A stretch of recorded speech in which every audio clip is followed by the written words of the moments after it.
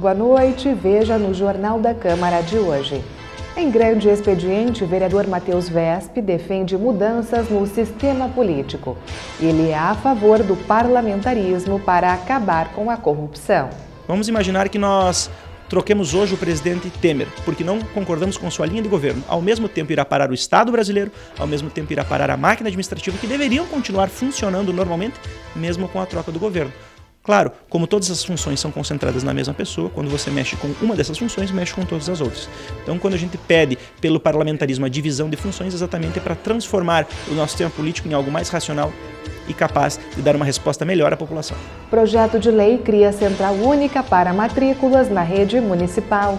Hoje, as mães que vão inscrever seus filhos na escola de ensino infantil, a antiga creche, elas fazem várias escolas. Então nós não temos uma noção, uma ideia, qual é a demanda de vagas em Passo Fundo. E no segundo bloco vamos apresentar os detalhes do projeto Destino Certo do Bela Titá Shopping. Fazer com que as pessoas entendam e tenham essa conscientização, então, da importância da reciclagem, da reeducação nesse sentido e da reutilização de materiais, né? Agora, no canal da comunidade.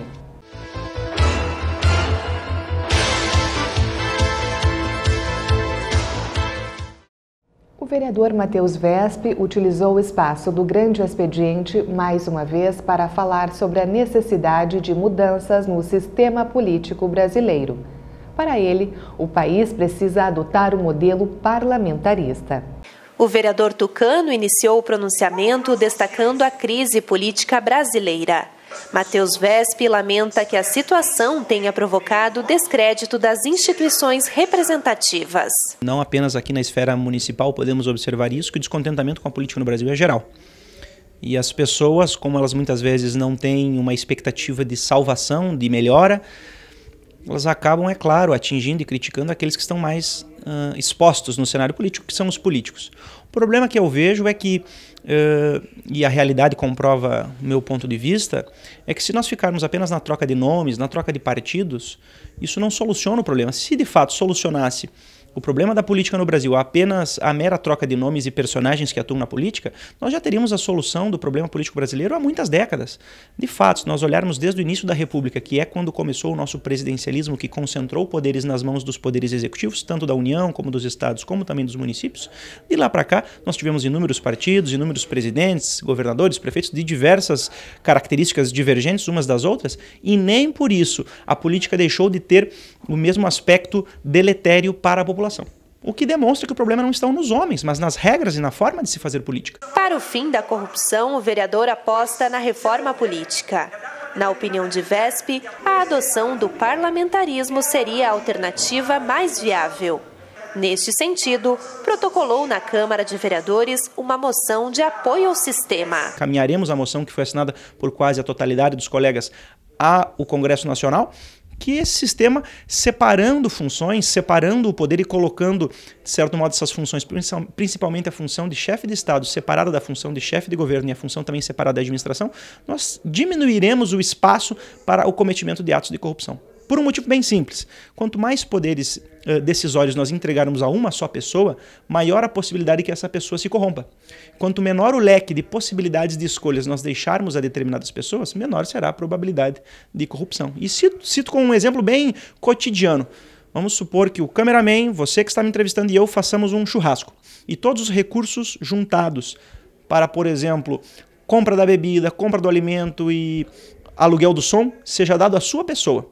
Se tu te corromperes, a corrupção será total. Agora, se nós dividirmos as responsabilidades, um para a compra das bebidas, outro para o aluguel do som e outro para a compra do alimento, se um se corromper, o prejuízo será menor. Então, o parlamentarismo ele visa dividir funções para diminuir exatamente esse espaço aberto para a corrupção. Porque hoje, e nós vimos isso principalmente na votação aí do ministro Gilmar Mendes contra a chapa Dilma Temer no TSE, semana retrasada, quando os ministros são nomeados pelo presidente da República, é evidente que as interpretações constitucionais da Corte Suprema serão parciais. Serão parciais dependendo do viés do presidente do dia. Assim também o Congresso acaba sendo manipulável pelo presidente do dia, os vetos acabam ocorrendo tão somente conforme o interesse do Executivo. Hoje mesmo aqui nós tivemos um exemplo de como é difícil, como presidencialismo, que o parlamento tenha autonomia. Então, de certo modo, muitas vezes nós chegamos até a seguinte conclusão, que teremos que fechar os parlamentos porque acabam não tendo muitas vezes capacidade de atuação e mudança do cenário político, pelo menos não no presidencialismo. O fortalecimento da democracia é outra vantagem atribuída ao parlamentarismo pelo vereador. Matheus Wesp explicou que hoje a população não tem força, por exemplo, para tirar o presidente do cargo. A democracia ela é caracterizada por dois aspectos: possibilidade de voto e eleição do representante e possibilidade de fiscalização desse representante depois de eleito. O nosso sistema presidencialista ele privilegia tão somente a possibilidade de eleição. Ele não tem nenhum mecanismo para a responsabilização do eleito. Os únicos mecanismos que nós temos para retirar um governante do poder são o impeachment, que é muito lento e moroso, na prática não funciona, ou uma revolução. O impeachment é tão difícil e de tão improvável aplicação que para que ele ocorra de fato, primeiramente o presidente de uma Câmara de Vereadores, o presidente da Assembleia Legislativa ou o presidente do Congresso tem que aceitar o encaminhamento do pedido. Se o presidente da casa é amigo do presidente ou do governador ou do prefeito, isso nunca vai ocorrer. Em segundo lugar, para que o processo de impeachment leve de fato a decisão que responsabilize o chefe do executivo, tem que ocorrer o cometimento de crimes. E crime é algo previsto em lei, é fato tipificado em lei. Ora, não sejamos ingênuos. A probabilidade de um prefeito, um governador ou um presidente ser pego com a mão na massa, cometendo de fato, em flagrante delito, um crime, é muito improvável. Provavelmente ele colocará um laranja para cometer atos ilícitos. Então a probabilidade de responsabilizar alguém no presidencialismo é quase zero. Tanto que na história republicana nós tivemos 2 impeachments em mais de 20 presidentes. Não sejamos ingênuos de imaginar que apenas a presidente Dilma, ou apenas o presidente Collor, ou apenas o presidente Temer foram aqueles que cometeram atos de corrupção. É que o sistema não privilegia a possibilidade de troca de governo. Inclusive, até ela não é recomendável. Veja só que paradoxo, porque se nós trocarmos o governo, nós ao mesmo tempo pararemos toda a administração pública, pararemos todo o Estado, o que não seria viável. Por exemplo, vamos imaginar que nós troquemos hoje o presidente Temer, porque não concordamos com sua linha de governo. Ao mesmo tempo irá parar o Estado brasileiro, ao mesmo tempo irá parar a máquina administrativa, que deveriam continuar funcionando normalmente, mesmo com a troca do governo. Claro, como todas as funções são concentradas na mesma pessoa, quando você mexe com uma dessas funções, mexe com todas as outras. Então, quando a gente pede pelo parlamentarismo a divisão de funções, exatamente é para transformar o nosso sistema político em algo mais racional e capaz de dar uma resposta melhor à população. E o convidado de Cláudia Tainá no Política em Ação desta noite é o secretário municipal de saúde. Vamos assistir um trecho do programa. Vou falar um pouquinho mais sobre a estrutura da secretaria, que executa diversos programas de governo. Um deles, o Meu Bebê, Meu Tesouro, que é também referência em toda a região. Ele é um programa já premiado no estado, né? É um programa que surgiu para enfrentar a questão do aumento da mortalidade infantil na cidade. Nós vimos baixando muito ali na segunda metade da década passada, 2007, 2008, 2009, vinha caindo e em 11 e 12 tinha voltado a subir para níveis incompatíveis. Inclusive, Passo Fundo historicamente estava abaixo da média do estado e havia retomado, então, colaborando com a subida da média e não com a caída. Então nós criamos o programa e ele é um programa muito bacana porque ele faz o monitoramento das gestantes, né? E também faz o intermédio, muitas vezes, das dificuldades que as gestantes têm em conseguir exame, em conseguir consulta. Às vezes a gestante vai numa consulta, não fica satisfeita, liga para lá e diz, não gostei, preciso outro. Elas tentam, então, um outro ginecologista. Tudo no intuito de reduzir mortalidade infantil e também de reduzir mortalidade materna, ainda que essa não seja exatamente um grande problema de Passo Fundo. E no próximo bloco você vai conhecer os detalhes do projeto Destino Certo do Bela Titá Shopping.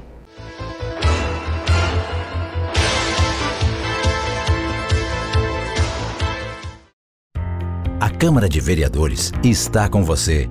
Está com a Verônica na consulta médica. Vai junto com o Cauã para a escola. Acompanhe o seu Arcério e a Dona Conceição durante o lazer. É pelo seu bem-estar que a Câmara trabalha. E é com a sua presença que vamos fazer mais pela nossa cidade. Vem participar, vem transformar, vem acontecer. Câmara de Vereadores de Passo Fundo. Transformando a vida de todos nós.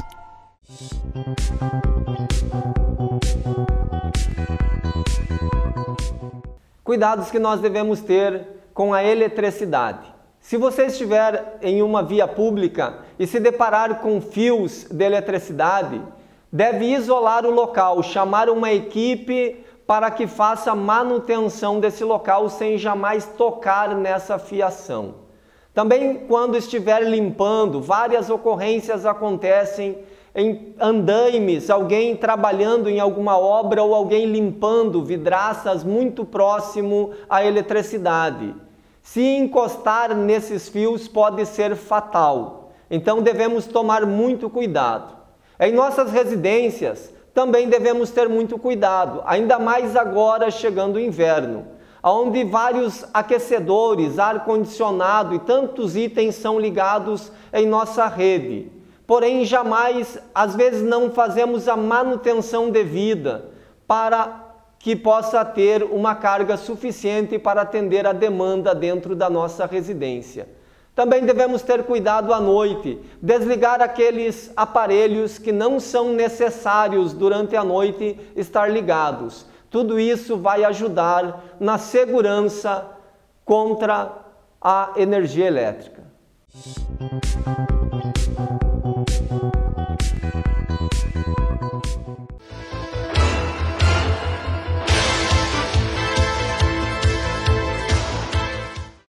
A Universidade Federal da Fronteira Sul está com inscrições abertas até o dia 12 de julho para os interessados em fazer parte do quadro de profissionais da instituição. O concurso público vai preencher 23 vagas para 5 campi. Em Passo Fundo, serão 5 vagas para anestesiologia, gastroenterologia, pediatria, pneumologia e reumatologia. Informações no site que está aparecendo no vídeo. Começou a tramitar no Parlamento o projeto de lei que cria a Central Única para Matrículas na rede municipal. Desta forma, o vereador Saul Spinelli pretende organizar a distribuição de vagas em todos os níveis de ensino. Primeiro que se crie uma central de matrículas para os 3 níveis, fundamental, médio e infantil. Com isto, facilita e garante que a mãe faça a inscrição e que, assim como é no fundamental, possa criar a primeira, segunda e terceira opção de escola. Hoje, as mães que vão inscrever seus filhos na escola de ensino infantil, a antiga creche, ela faz em várias escolas. Então, nós não temos uma noção, uma ideia, qual é a demanda de vagas em Passo Fundo. Quantas vagas nós precisaríamos para atender todas as mães, todas as crianças que estão aí precisando de vagas? Quantas escolas nós precisaríamos mais de escolas de ensino infantil? Quantas vagas nós precisaríamos criar mais? No ensino fundamental nós temos mais ou menos uma ideia, porque temos isso pactuado na central de matrículas, mas não em lei. Então, uma lei é uma política pública, não é uma escolha de um governo ou de outro. Quando se cria uma lei, aquilo passa a ser uma política pública de educação. Acaba hoje a escola tendo que administrar esse problema que não é da direção. Isso é uma questão a ser resolvida pela gestão, né, do município, juntamente com a Secretaria de Educação. Papéis, pilhas, lâmpadas, vidros, latas, eletrônicos e plásticos. Todos estes itens fazem parte do dia a dia de cada um de nós. Mas depois de usados, acabam se tornando um problema. Pensando nisso, o Bela Tita Shopping lançou o projeto Destino Certo. A jornalista Ana Paula Koenemann traz as informações. A campanha do Bela Tita busca chamar a atenção da comunidade para a importância de preservar o meio ambiente. Afinal, todos os resíduos que foram descartados de forma incorreta vão contaminar a nossa água e também o nosso solo. Sob o projeto Destino Certo, eu converso com Rafaela Branco, que é assessora de comunicação do shopping. Rafaela, então explica pra gente, este ponto de coleta, ele foi elaborado especialmente com materiais que foram reciclados. Isso mesmo. Boa noite, Ana Paula, a todos que estão nos assistindo pela TV Câmara. É um prazer falar do programa Destino Certo, né? Esse projeto aí que deu tão certo. E aqui onde a gente está justamente, então, no ponto de coleta, né? Como você falou, que foi elaborado com materiais reciclados e reutilizados, né? Nós temos as nossas portas de entrada ali, a nossa fachada, né? Por assim dizer, que foram feitas a partir de portas de elevadores, né? A gente está modernizando o shopping, então com esse material que acaba sobrando, a gente está reutilizando aqui no ponto de coleta. Então, justamente para dar o exemplo, esse sofá onde a gente está sentada também, ele foi feito de pallets, né? Ele é de madeira. Então, as almofadas também são almofadas que já vinham de outras decorações, né, de campanhas do Bela Titá.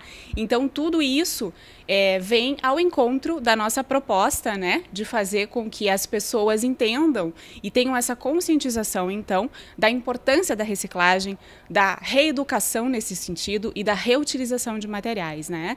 E estamos muito contentes com o projeto Destino Certo, né? Já recebemos muitos materiais aqui de toda a comunidade, desde o dia 16 de junho, que foi quando a gente iniciou, então, essa ação. Mas ainda temos muitos dias, né, Ana? Temos até lá o dia 16 de julho para que as pessoas venham até o estacionamento subsolo aqui do Bela Titá Shopping, entrada pela Avenida 7 de Setembro, e façam o seu descarte. Rafaela, também é importante destacar que tudo, né, que foi reaproveitado também demonstra que o lixo pode ser uma fonte de renda para muitas pessoas.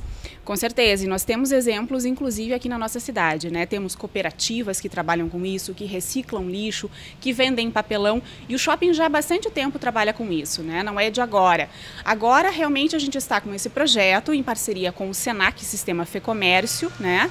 Então, buscando justamente essa conscientização, né? Estamos falando aí em destinação correta, em reciclagem, né? Em descarte inteligente. Por que inteligente? Porque a gente sabe que eletroeletrônicos, pilhas, papéis, lâmpadas, todos esses materiais fazem parte do nosso dia a dia, mas quando a gente não precisa mais deles, realmente se torna um problema. Então, o que fazer com eles, né? O que fazer com esse material que vai daqui a pouco contaminar o solo, contaminar a água que a gente bebe, contaminar e prejudicar o meio ambiente. Então, a gente acredita que temos que fazer o bem por nós mesmos, né? Colaborar com o planeta e com as próximas gerações. Para onde está sendo destinado, então, o material que vem sendo coletado todos os dias aqui no shopping? Bom, as empresas que são parceiras, que estão nos dando apoio referente a esse projeto, são a Recicle, a Repasso e a Cetric. Essas empresas trabalham com reciclagem e com destinação correta de resíduos, né? Então, a gente tem a mais absoluta confiança nos nossos parceiros, nos nossos apoiadores, né? O Senac também já trabalha há algum tempo com essas empresas, uma delas, inclusive, nos atende aqui no Bela Titá Shopping, né? No recolhimento de papéis e lâmpadas já há bastante tempo. Então, são essas empresas que estão dando aí a destinação correta e fazendo o descarte inteligente dos resíduos e reciclando aquilo que é possível. E a população, então, que quiser colaborar com a campanha, deve fazer como? O pessoal pode vir até o estacionamento subsolo do Bela Titá Shopping, como eu disse, entrada pela Avenida 7 de Setembro. E é importante frisar, Ana, porque daqui a pouco o pessoal pensa, mas hoje eu não preciso ir ao shopping, então eu não vou porque eu vou pagar estacionamento. 15 minutos de tolerância no estacionamento, dá perfeitamente para você fazer o seu descarte, né? A Ana viu aqui que o nosso ponto de coleta fica bem próximo da entrada do estacionamento. Então você faz, estaciona o seu carro, faz o descarte aqui, já coloca o material que você tem para colocar e já pode seguir se você não vai ficar no Bela Titá. Ou vem dar um passeio no Bela Titá Shopping aqui, aproveitar um cineminha, fazer uma refeição, já aproveita e traz os seus resíduos aqui para o nosso ponto de coleta no estacionamento do subsolo. Das 10 às 22 horas, de segunda a sábado. Rafaela, muito obrigada pela sua participação. E nós voltamos ao estúdio do Jornal da Câmara com você, Paula. E estas foram as informações do Jornal da Câmara de hoje. Uma ótima noite para você e até amanhã.